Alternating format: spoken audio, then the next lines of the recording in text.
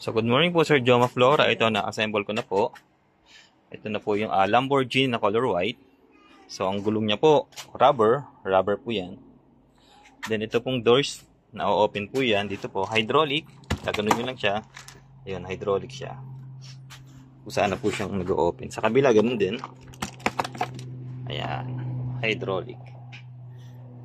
Then, ito po yung kanyang remote at charger. Checkin po natin yan mamaya. Ito po yung mga sounds. So, mga sounds din yan. So, ito po yung kanyang forward, stop, tsaka back. Then, ito po yung kanyang pag inaapakan umaandar. Leather seat po ito, tsaka may seat belt. So, to continue po tayo, ito po yung kanyang remote. Pinipair po ito sa unang gamit. Tapos, ang susunod na pair, pag nagpalit na kayo ng battery nitong remote. Pag hindi pa kayo nagpapalit, hindi na kailangang i-pair ng i-pair. Isang beses lang po siya i-pair. Pag nag-pair, pipindutin nyo lang po ito. Itong pair, yan, pindutin. Antayin nyo mag-ilaw. So, ayan, nagbiblink siya. Pindutin nyo lang siya. Tapos ito, itong start, long press para mag-start. Yan. Nag-steady na yung ilaw.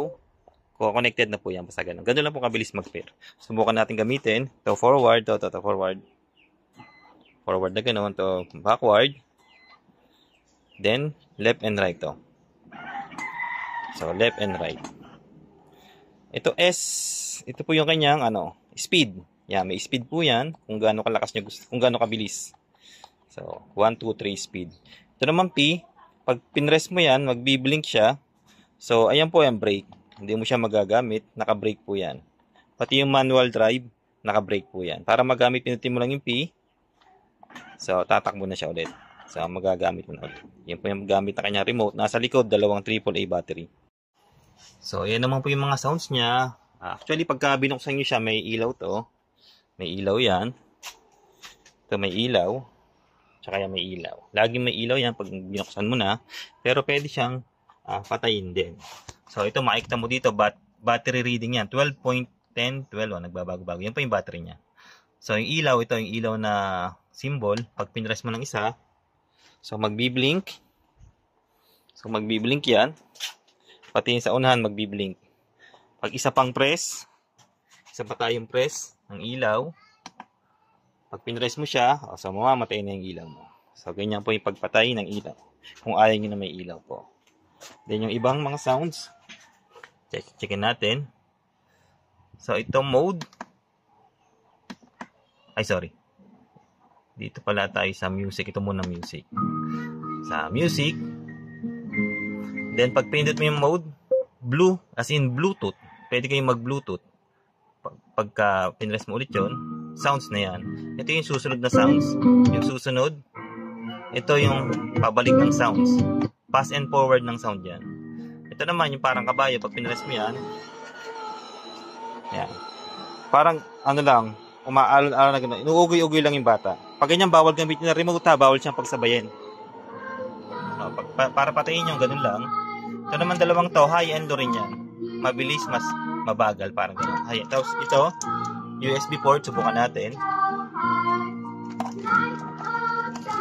Basta MP3 song lang. So yun, automatic tutunog siya. Eh, nakalagay din naman USB kanina. So automatic basta MP3 song, tutunog na yan. So to continue po tayo. So ito po yung ating manual drive. Pag ginanon mo siya forward, ito apak ng bata. So ganun po siya. 2-gear motor to, ibig sabihin dalawang gulong sa likod, yung po parehas may gear yun. Maandar parehas. Sa gitna, stop. Kahit pindutin mo siya, hindi siya tatakbo. Then sa pag binaba mo naman, back, apak ng bata. So, ganun po siya. Ito, pwede siyang ganun ng bata. Manual drive. So, sa charger naman tayo. So, ito yung kanyang charger. Bilog po yan. Pag bago mag-charge, kailangan lagi itong patay. So, ito, papatayin mo. Long press ulit. So, ganun lang yan. Pag press on mo, long press para mabuhay siya. Pag pinatay mo naman, long press ulit dito. So, dito naman tayo sa remote. So, syempre pag nag-charge, magi-green yan, normal yan. Pag hindi na-green, pag walang ilaw, may problema yung charger. Nagkakaproblema naman ito pag lagi na pababagsak. So, ingatang pababagsak ang charger. Then, magcha-charge tayo dito sa location na to. Pag nag-charge, nagbago yung kulay, nag-red, ibig sabihin nagka-charge na yan. Pag nag-green na siya ulit, full charge na yan. Pero sa unang charge, dapat 8 hanggang 10 oras yung charge. Pero antayin mo nang malobat tong unit. Pagdating sa inyo, ipagamit mo na hanggang sa malobat. Then, yung mga susunod na charge, 4 hanggang 8 oras na lang. Or makikita mo to magi-green. Pag naka-charge, so hindi rin to mag-open. Kailangan tatanggalin mo muna to bago siya mag-power on. So, okay po tayo. Maraming salamat.